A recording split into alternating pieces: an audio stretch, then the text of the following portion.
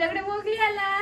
Mowgli नाही, आता जंगलात मंकी आहे. मंकी बिंकी कोण नाही, मी तुमचा छोटा भाऊ आहे. मी तुम्हाला घाबरायला आलेला, तुम्ही घाबरलात ना. अरे देवा.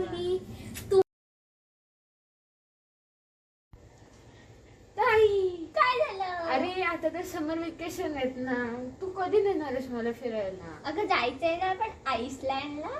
आईसलँड? हा. तुला आईसलँडच म्हणायचंय, पण ते तर भारतापेक्षा खूप लांब आहे.